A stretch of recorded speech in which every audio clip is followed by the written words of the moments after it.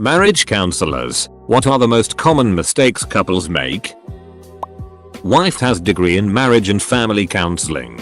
One of the bigger factors in a successful marriage are couples responding to repair attempts during arguments conflict. Rescue attempts are often little jokes or olive branches to help overcome issues and arguments. Edit. People keep asking for an example. My wife didn't buy movie tickets in advance for date night this last Sunday and it was sold out. It sucked. She laughed and sheepishly said, "Well, at least we get to spend more time together staring longingly into each other's eyes." That was her rescue attempt. It works two ways though. I also have to respond positively to it, which I did. We did a lot of staring longingly into each other's eyes last Sunday. Edit 2. I thanked my wife for the fake internet points and told her why. Her response: "That's funny because you're not even responsive to rescue attempts." Idiot. I can't stop laughing. Edit 3. I'm a putz and my wife is the counselor. They're called repair attempts, not rescue attempts. Not listening. Most people listen to respond and don't listen to hear. This is what I spend the most time teaching couples how to do. Therapist here. Have served couples. Number one problem I see is overactive threat response creating anger and rigidity. People don't stop to turn down their defense mode and lose sight of love because all their energy is going towards being right or controlling the outcome. Of course that control comes from a place of fear, but fear and vulnerability feels too dangerous. So it typically gets expressed as anger, frustration, or rigidity. Surrender to not having control. Accept what's in front of you and cultivate compassion. Please. Because you rigid couples who just can't prioritize empathizing with each other over your fear response are driving me nuts. Edit. Just adding a smiley face. And that this is the most common case I see. Not the only. There are lots of folks who won't fit this pattern. I have provided couples counseling at different points in my career. Some of the common mistakes I will often see are: 1. Expecting partners to be able to read their mind and anticipate needs and wants. 2. Goes with the first one. Lack of communication, comfort with discussing difficult topics, or one partner being uncomfortable with discussion, a topic which leaves both partners feeling frustrated or dissatisfied.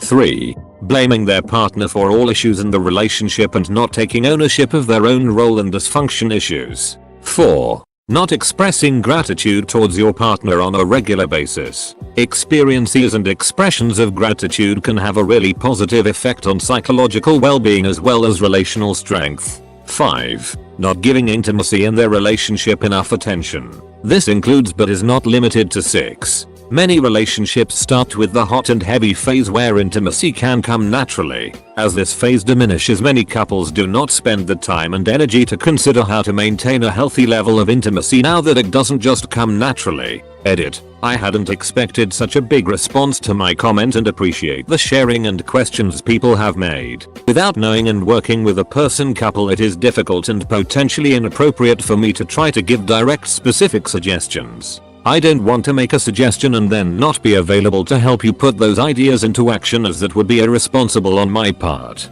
I would encourage you to communicate with your partner and seek out a professional, either individually or as a couple, that can help you more directly make efforts to improve your relationship. Also, please keep in mind that every relationship is a partnership. Very rarely have I seen these type of issues in relationships be all the fault of just one person. For instance, it's not only women that engage in the mind-reading mistake despite the stereotypes that people want to perpetuate. This mistake occurs regardless of gender identity, gender expression, sexual orientation, etc. These issues are usually dynamic and complicated in nature and are a result of cognitive, emotional, behavioral, interpersonal patterns of each partner interacting with each other. If you feel these issues are all your partner's fault, I would encourage maybe trying out individual counseling to talk about how you feel and learn more about how your cognitive, emotional, behavioral, interpersonal patterns may influence your experience in your relationship. Edit 2. Also, express gratitude, not just in your relationship, but in your life. It can have such a positive impact on how someone experiences their day. It doesn't have to be anything big either. Be grateful that your coffee was good or traffic was lighter than normal, or how your partner gives the best hugs or it's a nice day outside. etc. Find something you are grateful for and take time to appreciate it. Divorce lawyer here. Talk about money. Talk about sex. If you're marrying someone with a T credit score, you should know how and why they ended up with it, lest you find yourself in their shoes very quickly. A credit score can cost thousands and take years to rebuild. Know if they have any tax liens or liability. Are they paying child support and do they have any kind of garnishment? Who is going to be responsible for managing the finances? How many credit cards does the other person have and what are their balances? I've seen money kill a lot of marriages. Another one a lot of people don't think of is actually talking about sex. Not just having it. Do you enjoy the sex you have? Would you like to have more of it? Less? Would you like to see it change? Do you or the other person have any weird kinks? Just have the talk. Different sexual wavelengths can be difficult to reconcile. 1. Keeping score. A partnership is a team, not a competition. Whether a person keeps score of everything they have done, or everything their partner has done, it is a death knell for the relationship. This is one of the most common causes of resentment in a relationship, and you see it often when people use absolute terms to describe themselves or their partners. That is, I always, she never. Remembering that each person has his/her own needs, abilities, skills, and boundaries is essential to a healthy couple. 2. Expecting that because your significant other knows you better than others and is around you most, that they are aware of all of your thoughts and feelings. Your partner is not psychic, and no matter how often they are around you or how well they know you, they cannot pick up on every nuance to determine how you are feeling and how they should respond. That is called emotional babysitting, and it cascades into a host of problems and unnecessary hurt. I went to 5 sessions with my wife during a tough period. The best things we learned from that is 1. Never lash the other with past misbehaviors when trying to resolve a current issue. We have been married 17 years, so there is limitless crap we can pull out of our history together to highlight past wrongs, and that just derails what could be a quick resolution. 2. When one half says I am not happy about X, do not respond with okay but I am unhappy with Y. Fix X. Get settled. Then bring up Y if you still need to. Not a marriage counselor, but I found this article to be highly informative. Expecting one person to be everything for them. You need friends, co-workers, a support system, and hobbies. Keeping secrets or lies. Failure to communicate effectively. This can be taught. Currently a student in a clinical psychology doctorate program, focusing in marriage and family. If you aren't already familiar with it, I would recommend taking a look at John Gottman's work on romantic relationships. He is one of the best known researchers on this topic. Perhaps his most famous work is The 4 Horsemen. In a 30-minute interview, Gottman was able to accurately predict which couples would divorce based on their interactions with each other, particularly when those interactions included 1. Criticism, 2. Contempt, 3. Defensiveness, 4. Stonewalling. Research from the Gottman Institute has expanded on this to provide a pretty comprehensive list of factors that lead to couple conflicts and divorce. Gottman also addresses solutions to these issues, which primarily exist within his form of couples therapy. Take this all with a grain of salt. This is one perspective on relationships, but it tends to be a pretty robust and well-researched one, and it happens to be the one I'm the most familiar with. My personal understanding on the issue is that problems arise from a lack of humility in the challenge of getting out of deeply ingrained pattern cycles of conflict, which generally requires both partners to accept fault and extend grace. Edit. Need to say thanks for silver. I know it's small, but this is the most Reddit famous I've been. I appreciate the love less than 3. Getting married because they wanted a wedding, not because they wanted to be married. As soon as couple stops being on the same team, fighting all the bullet of life together, things fall apart. Get on the same team. Get behind each other's goals. If you're not on the same team, you're just going to wind up annoying the duck out of each other. All that bullet of life is going to be beating you down, and your life partner is just going to be part of it instead of a refuge. Not a marriage counselor, but going to a marriage counselor believing that it's like a judge and he will tell them who's right and who's wrong. husbands accidentally tripping and finding their wangs in another woman, or alternatively wives offering a tight, warm space to a new friend's cold D. When your significant other brings something to your attention that they want, don't react harshly if it's something they've refused to bring up sooner. Getting loud or defensive "why didn't you bring this up sooner" will make them shy away from bringing things up again due to negative reinforcement backlash. This is especially true if they've been victims of any kind of abusive relationships. Source: literally killed my marriage because I was an idiot and didn't respond in an open, non-positive way. I've been married for 10 years and my partner is an MFT. All of the suggestions in this thread are wonderful and accurate. The one thing that I want to add onto them is probably the biggest lesson that my partner and I have discovered over time. People change. You will change. They will change. It is nigh impossible to have the same relationship 2 years in that you did at the start. Don't try to hold on to it. The only way my partner and I have stayed together for as long as we have is because we were able to adapt to each other. That being said, don't try to force a relationship that's inherently dysfunctional. It's not a mark of failure for a relationship to end. Change seems scary, but the truth is you've already changed. Not a therapist, but I read an article once that I found very useful. I can't remember the exact terms, but basically, how you react when your partner reaches out with small probes for connection. It's not necessarily big hobbies or interests, but little things throughout every day that are sort of unconscious reaches for positive feedback from your partner. For example, I see a pretty bird outside and I say OMG, come look at this cool bird. Or hey, check out this song I heard that I really like. If my partner passively or blatantly rejects that, it feels bad, even if I don't always fully recognize that in the moment. Over time, those micro rejections, as I call them, start to build up, and it's why people start to feel like someone doesn't really care about them. On the flip side, even just a little bit of positive attention and sharing in a moment makes you feel so good. Again, even if you don't realize it, getting up and looking at the bird is saying, this is important to you in this moment, so it's important to me. It's basically like those other small shared experiences that build up a joint life, and if you start to neglect your partner in those small ways, you can grow distant. I try really hard now to never ignore or reject my partner's small reaches. I often don't care about the Instagram meme he wants to show me or the latest NBA news, but I'll listen or look and laugh because I want him to feel loved and appreciated. Edit. They're called emotional bids, and I found a blog post from an actual professional explaining it. Sexual incompatibility. Misunderstanding sex as a bonding activity. When one or the other believes sex is something one does to another as if it was just a utility.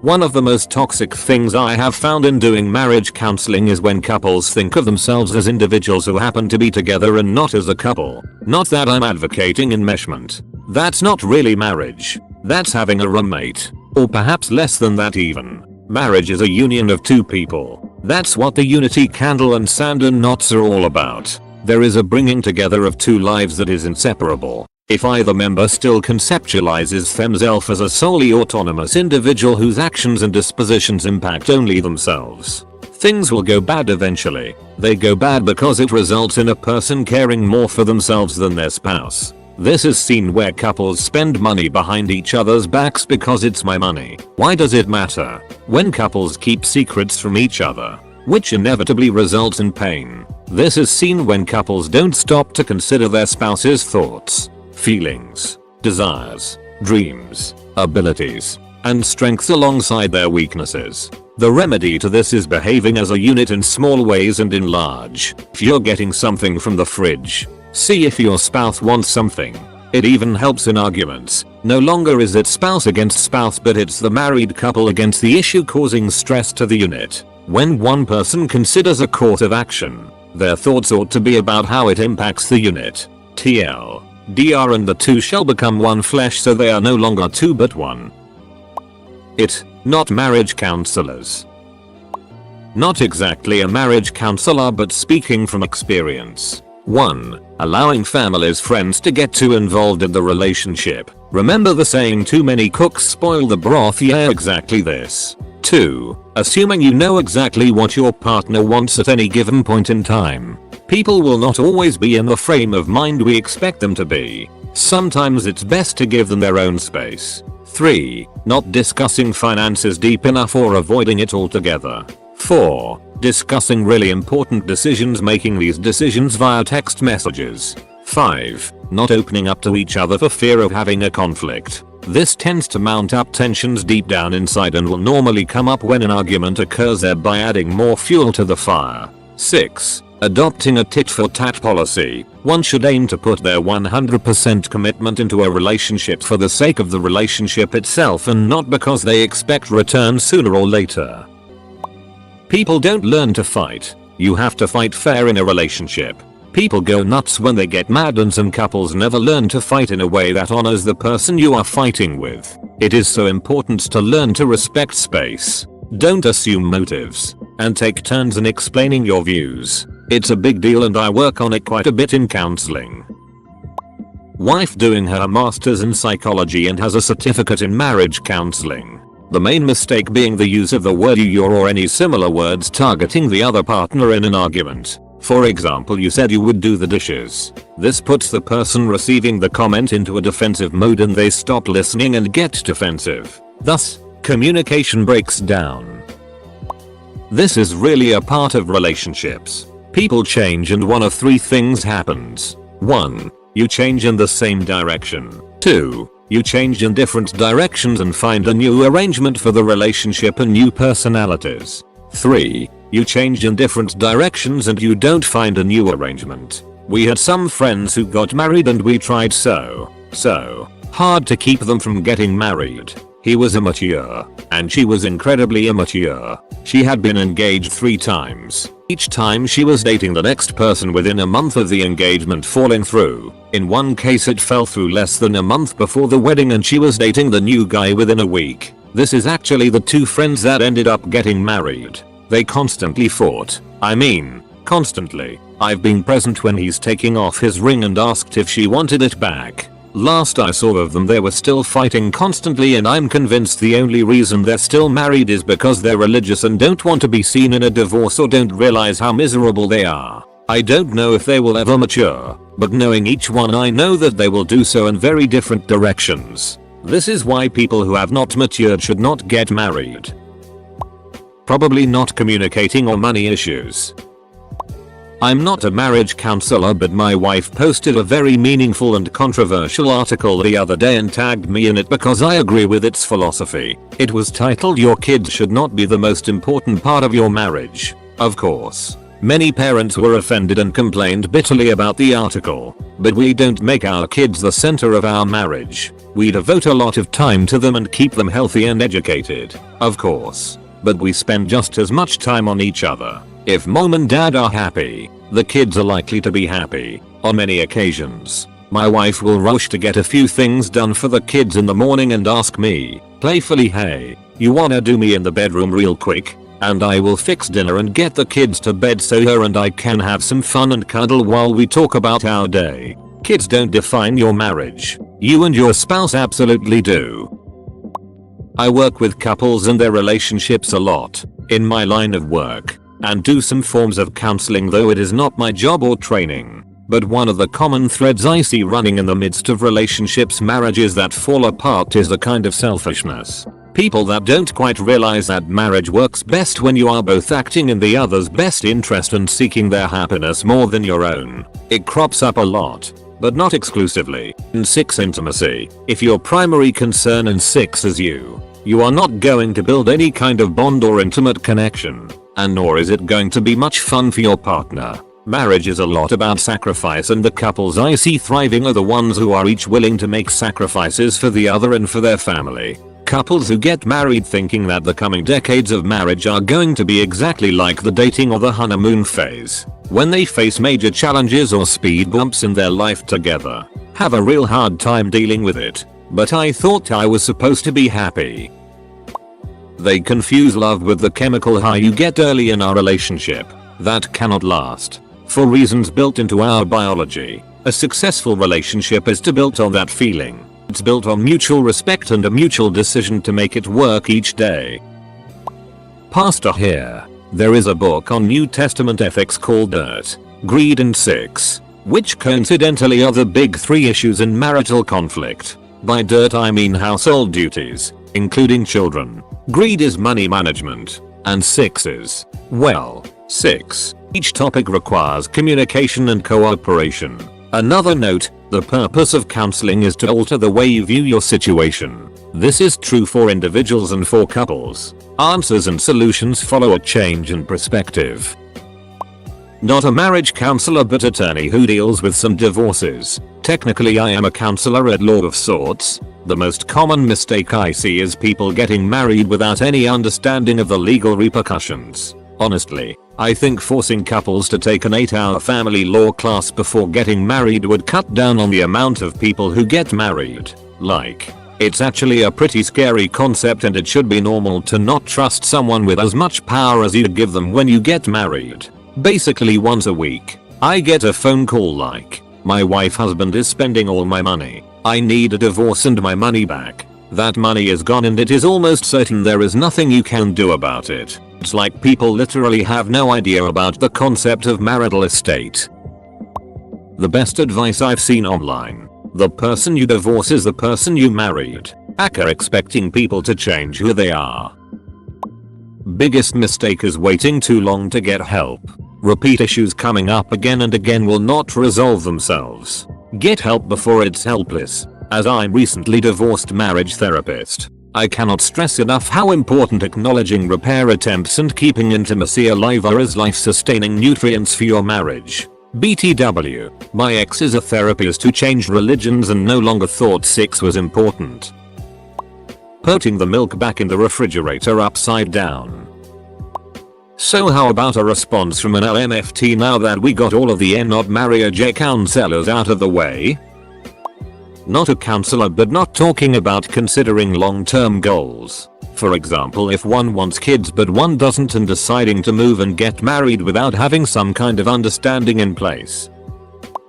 Current marriage, couple and family masters counseling student here. And spoken family rules that you bring into relationship are huge. Obviously you didn't grow up together and depending on how you did grow up you may have had completely different family of origin, experiences. It can be as simple as your foo separated out laundry by color and your sews just threw everything in together so you have different family rules regarding laundry. To your foo had the rule of family problems stay in the family and your sus family talk to people outside the family about all the problems freely. Everybody has these rules. Talking about them and uncovering them, without judgment, will go a very long way in maintaining and deepening connection. If you don't talk about them it is easy to get into negative interactional patterns that are just rehearsals of how your foo did things and not creating healthy, mutually safe patterns. Also, I recommend that everyone in relationship take an attachment style quiz and compare their attachment style, secure,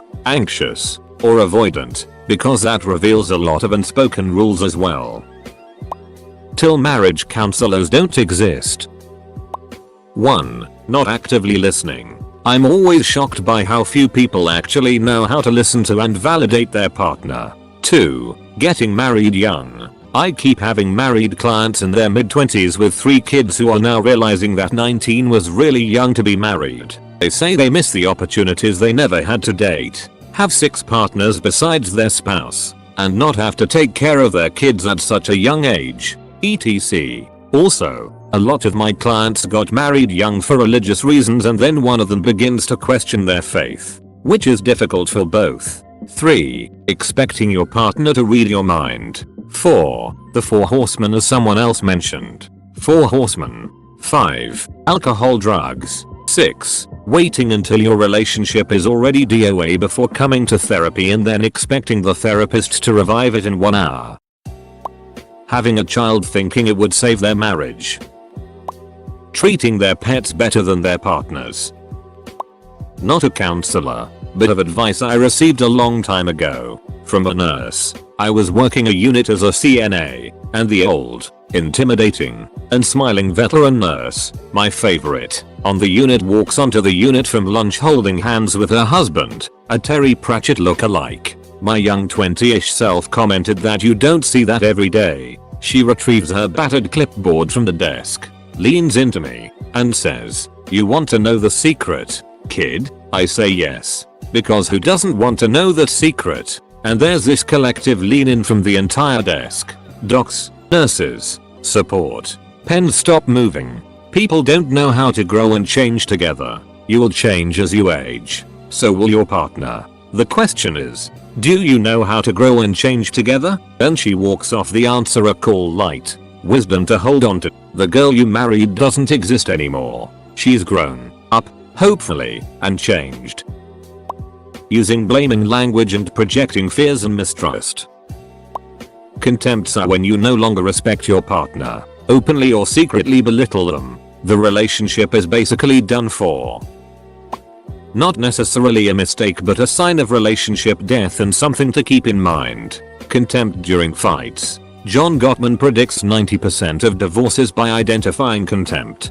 Bit of an oversimplification. If you are angry or fighting with your so and you get to the point where you think they are worthless or beneath consideration, it's probably over. Anger, frustration, rage are all normal human emotions. Just don't let it get you past that line of contempt. It's not you versus them, it's the both of you against the issue.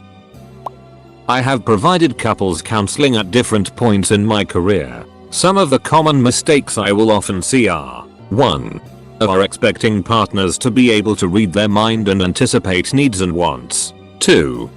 Goes with the first one. Lack of communication, comfort with discussing difficult topics, or one partner being uncomfortable with discussion, a topic which leaves both partners feeling frustrated or dissatisfied. 3. Are blaming their partner for all issues in the relationship and not taking ownership of their own role in dysfunction issues. 4. Are not expressing gratitude towards your partner on a regular basis. Experiences and expressions of gratitude can have a really positive effect on psychological well-being as well as relational strength. 5. Are not giving intimacy in their relationship enough attention. This includes but is not limited to sex. Many relationships start with the hot and heavy phase where intimacy can come naturally. As this phase diminishes, many couples do not spend the time and energy to consider how to maintain a healthy level of intimacy now that it doesn't just come naturally. I am not a marriage counselor, but one common mistake is playing Fortnite. Love isn't something that just happens, and the puppy love at the start is a farce. Love is conscious everyday choice, and a lot of people get bored and assume they aren't in love anymore. At that point they've made their choice.